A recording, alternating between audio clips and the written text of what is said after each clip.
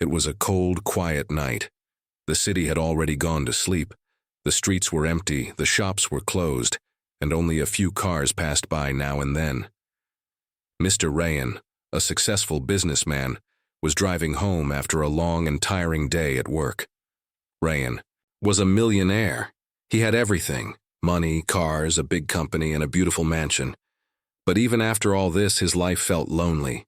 His wife had passed away years ago, and he had no children. He lived alone in a huge house on the edge of the city. That night, as his car slowly turned into the road that led to his mansion, something strange caught his eye.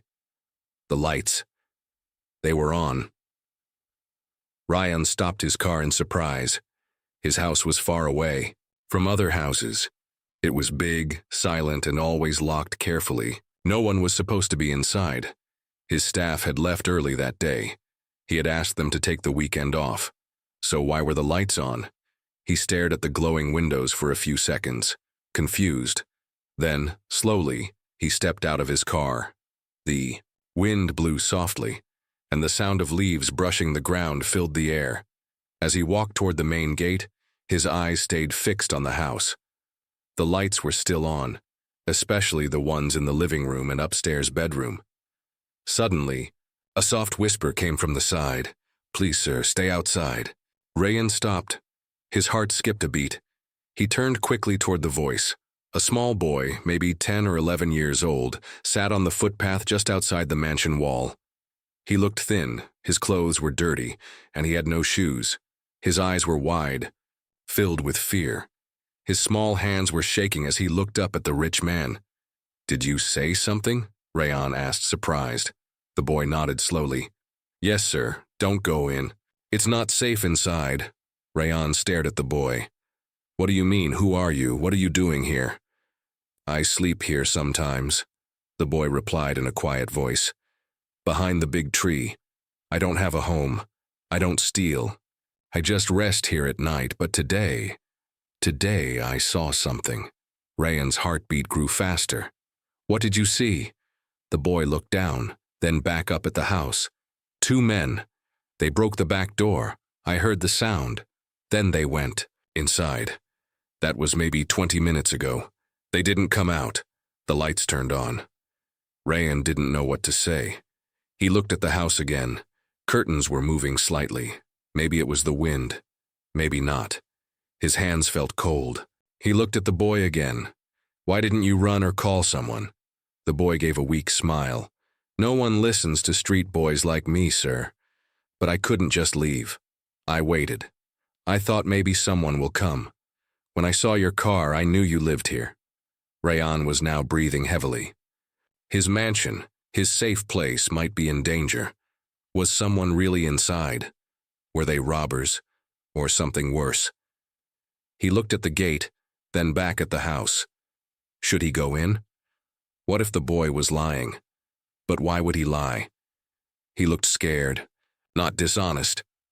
Rayan took a few steps closer to the boy. "What did the men look like?" "I couldn't see clearly," the boy said, "but one was tall and strong. The other was shorter and had a big bag. They went in quietly. I don't think they know anyone saw them." The street was still empty. No sound of help, just silence. Rayan felt torn.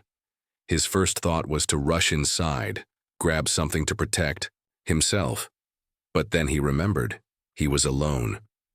If those men were dangerous, what could he really do? The boy spoke again, this time more softly. "I think they're looking for something." They went straight upstairs. Rayan's eyes widened. Upstairs was where he kept his safe. It had money, documents, and personal items. If they got into that, everything could be gone. He stepped back and took a deep breath. The fear was real now.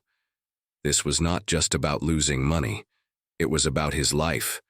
He looked at the boy one more time, this time with a little respect. "You saved me," Rayan said. "If I had gone in without knowing..." The boy looked down, embarrassed. "I just thought someone should know." Rayan nodded. He pulled out his phone, but his hands were shaking. He tried to call the police. The boy stayed silent, watching the house, and the lights were still on. Something was waiting inside. Ryan stood still. The soft wind touched his face, but he didn't feel it. His eyes stayed on the glowing windows of his mansion. The boy's warning echoed in his ears. "Please, sir, stay outside." His fingers held the phone tightly, but he hadn't called. Yet he kept thinking, what if the boy was telling the truth? And what if he wasn't? Ryan looked at the boy again. He was still sitting on the footpath, shivering slightly. He looked tired, but serious. Not the kind of child who played tricks. Ryan slowly walked closer to him. "What's your name?" he asked.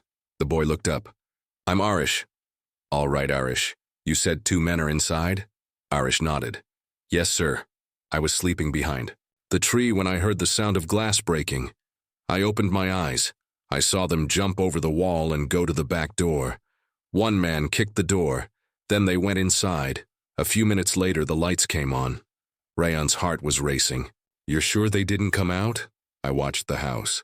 I didn't see them leave," Arish replied, eyes wide and voice steady. The lights were still on. Rayan looked around. The street was empty. No one nearby. No guards, no neighbors.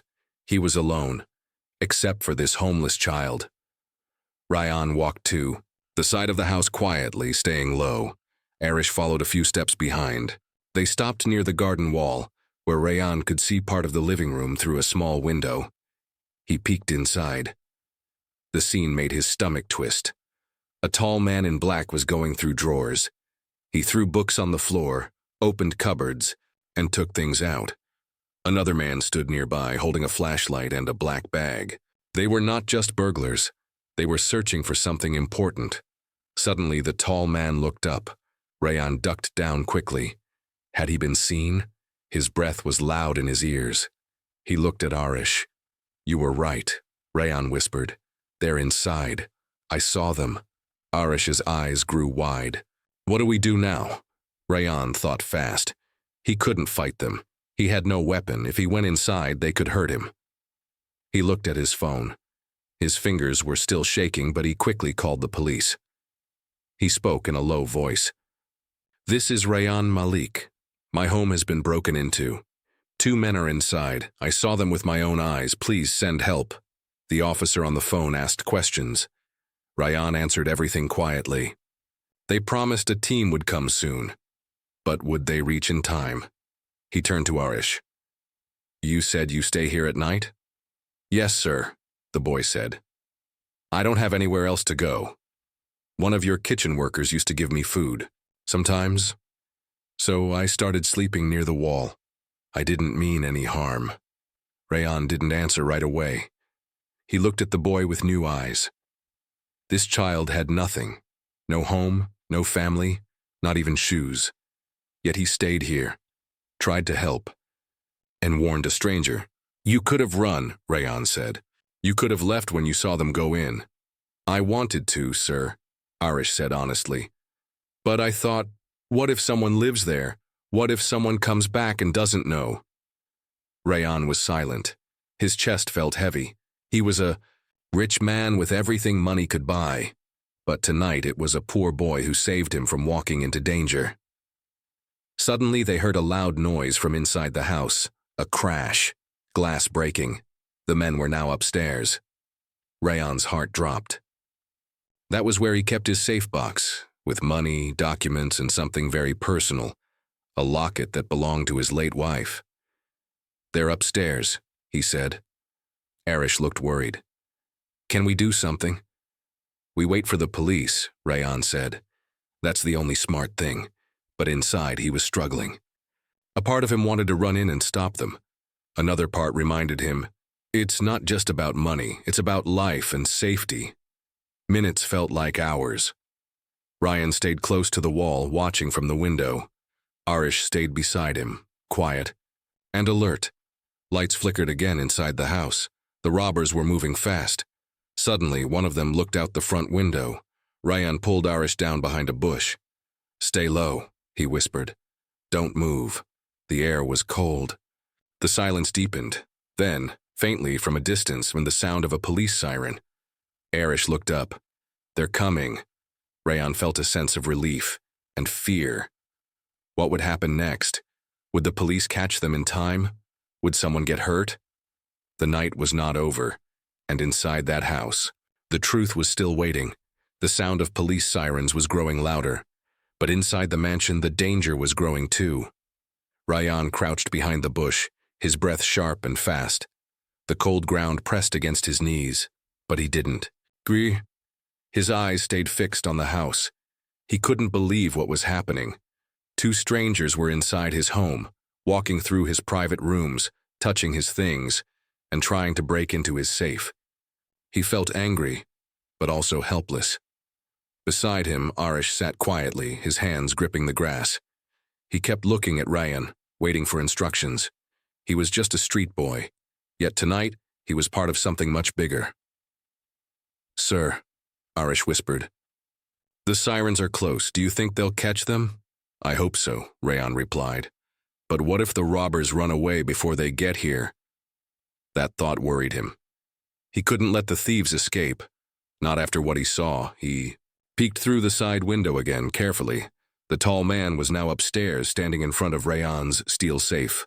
He was trying to break it open. The other man moved quickly, collecting jewelry in small boxes. He looked around nervously, like he knew time was running out. Rayon's safe didn't just hold money. It held memories. Inside was a gold locket. His wife's last gift to him. Photos, personal letters, old items that couldn't be... Rayan stood up slightly and looked toward the back door of the mansion. "What are you doing?" Arish asked quickly. "I'm going to lock the back gate from outside," Rayan said. "If I do that, they'll have only one way to escape. The front. The police will catch them faster."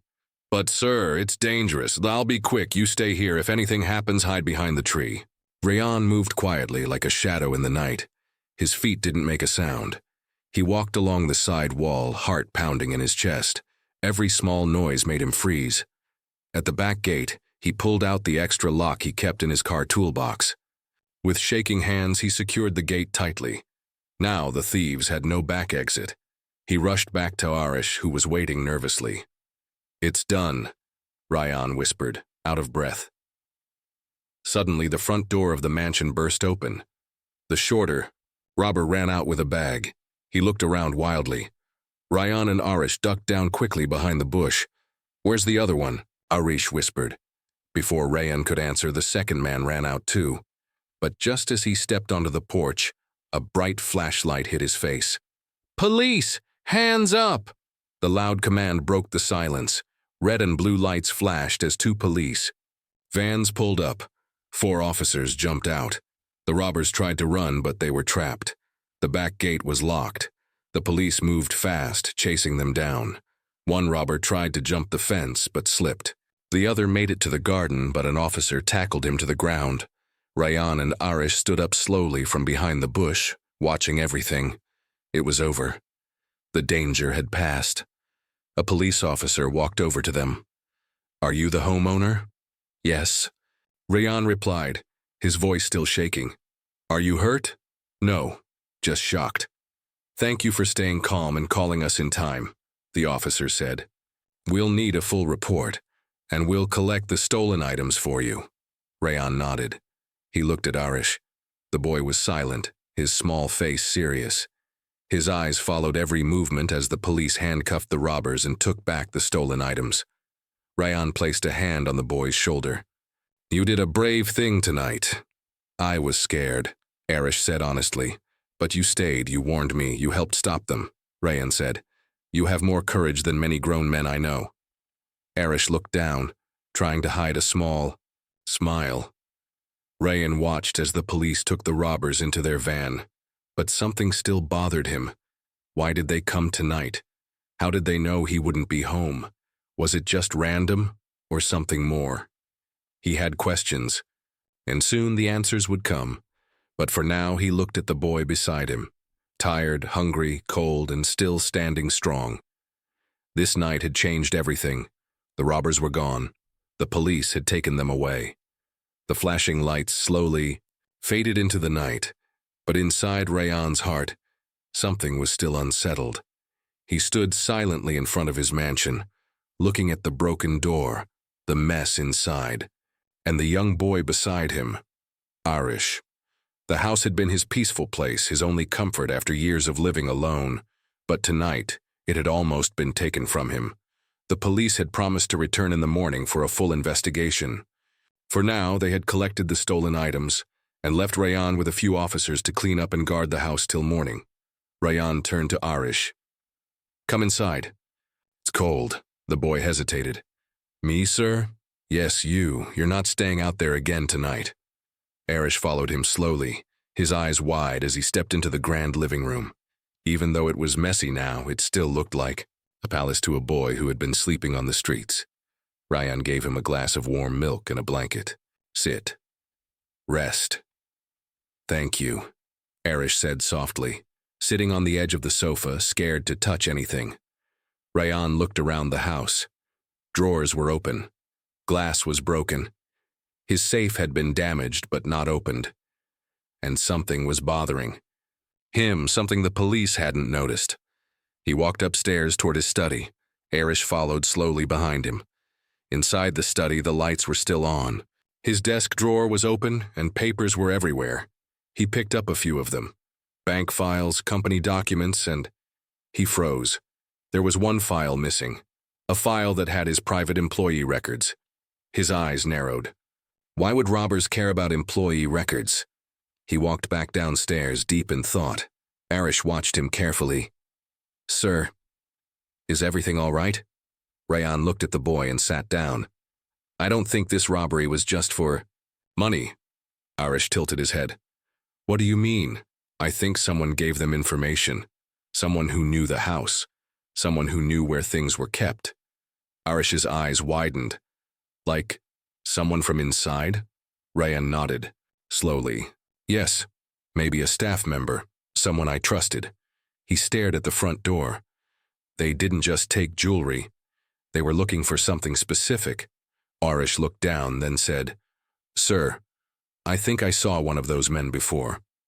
Rayan turned sharply. "Where?" "Last week," Irish said. "He was standing across the street near your gate. I was begging for food at the bakery nearby. He kept watching the house. I thought he was waiting for someone." "You're sure it was the same man?" "I think so," Irish replied. "Same height, same face.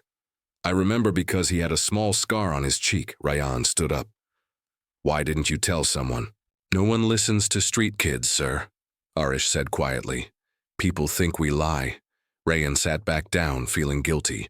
This boy had seen danger before anyone else, and no one, not even him, had ever noticed.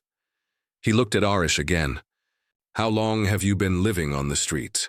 3 years, Irish replied. "My father died, my mother was sick.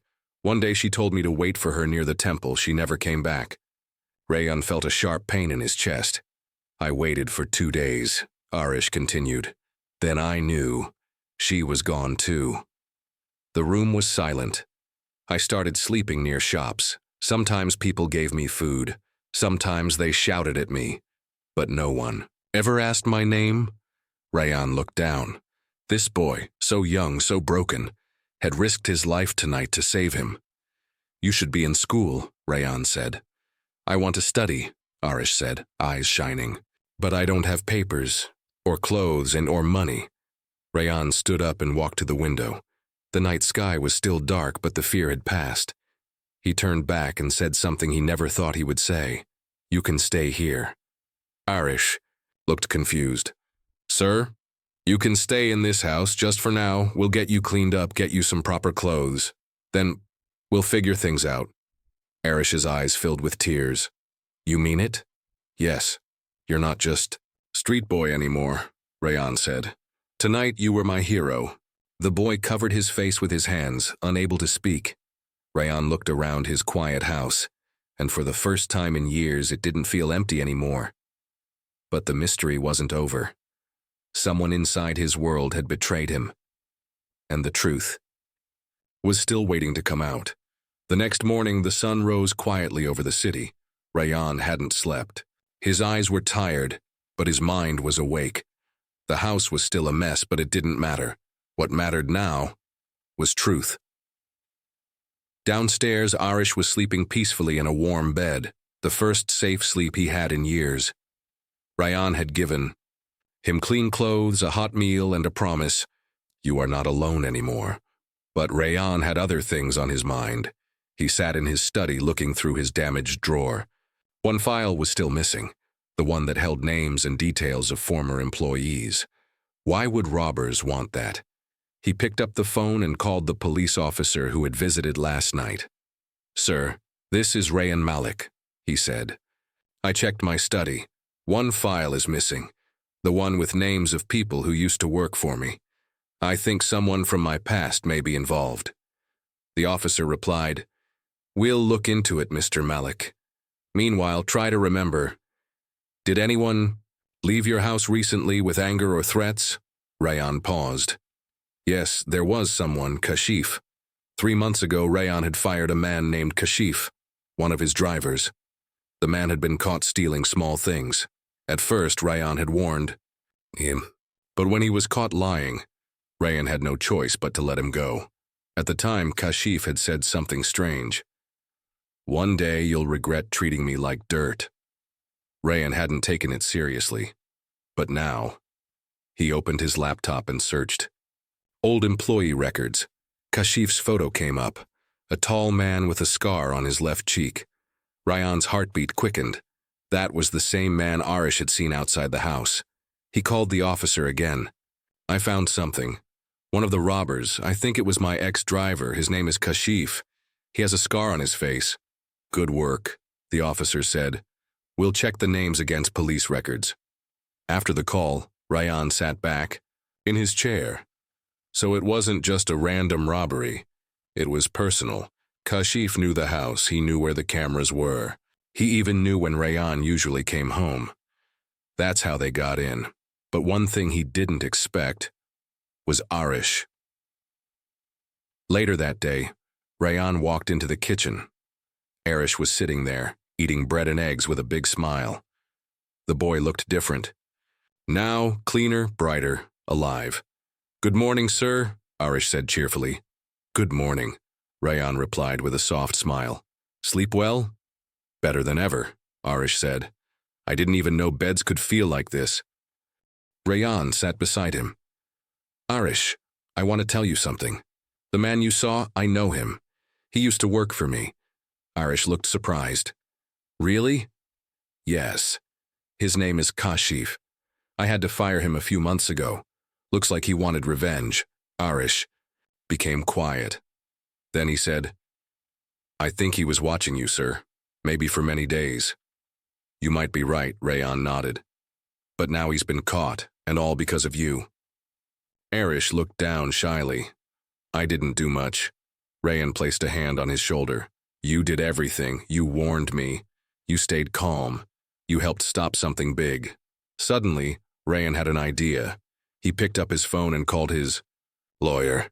"Mr. Timur," he said, "I need your help. I want to adopt a boy. His name is Arish. He's brave, kind, and deserves a new life." Arish's eyes widened. "Adopt?" Rayan smiled. "Yes, only if you want that too. I can give you a home, school, and everything you need. Not because I pity you, but because I respect you." Arish was silent for a long moment.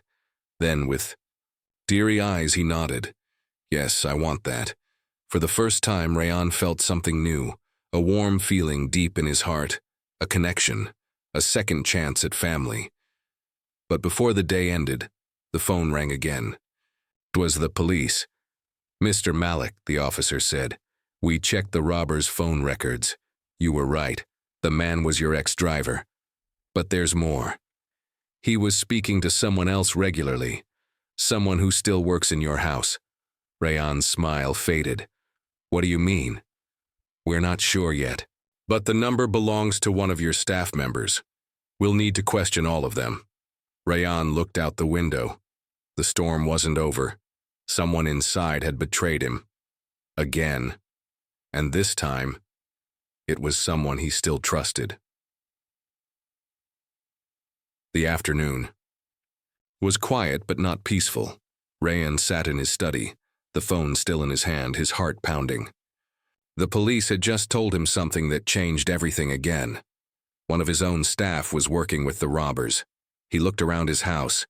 The same walls, the same rooms. But suddenly they didn't feel safe anymore. Who could... He had 4 people working for him. Shazia, the cook, with him for 12 years. Faisal, the guard, loyal, calm, quiet. Mina, the cleaner, kind, always smiling. Gibran, the part-time electrician. Young, new, only joined 2 months ago. Rayan thought hard. Could someone so close really betray me? He called the police officer back. Do you know whose number it was? We're still tracing it. The officer replied. But the messages were sent regularly, short ones like he's home or he's gone. It was someone inside giving real-time updates. Rayan thanked him and hung up. His eyes moved to the hallway, where footsteps approached. It was Faisal, the guard. Sir, are you all right? You look worried. I'm fine, Rayan replied. Just tired. Faisal nodded and left. But something about his voice felt different. Rayan stood and called everyone to the living room. I need to talk to all of you, he said seriously. Within minutes, the staff gathered. Arish sat quietly near the stairs, listening. There was a robbery in this house last night, Rayan said. The police caught the thieves, but they found out something else too. Someone inside this house was giving them information. Gasps echoed in the room. Shazia placed her hand on her chest. Mina looked shocked. Gibran frowned. Who would do that? Gibran asked nervously. I don't know yet, Rayan said calmly. But the police are checking everything. Phone calls, messages. If anyone wants to say something now, speak. The room went silent. No one spoke. Rayan nodded slowly. All right. Until we know the truth, no one is leaving the house. As the staff returned to their rooms, Arish walked up to Rayan and whispered, Sir, can I tell you something? Rayan looked at him. Of course. I saw Gibran near the gate 2 nights ago. Late at night. He was talking on the phone, looking around like he was hiding. Rayan's eyes narrowed. Are you sure? Arish nodded. Yes, sir. Rayan decided to act. He quietly checked the camera footage from 3 nights ago. Luckily, the outside camera was still working.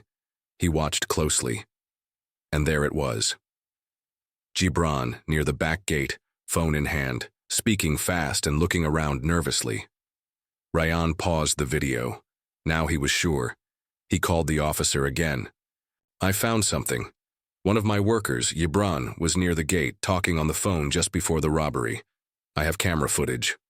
Good, the officer replied. We're on our way. Within the hour, the police arrived. They quietly entered the house and called Gibran into the study. He looked confused at first, then scared. We have video of you talking on the phone near the back gate, the officer said. Gibran's face changed. His hands began to shake. I didn't mean to help them, he whispered. They forced me. Start talking, the officer demanded. Gibran broke down. It was Kashif. He found me 2 weeks after I started working here. He said he knew. I worked in this house. He told me to give him updates.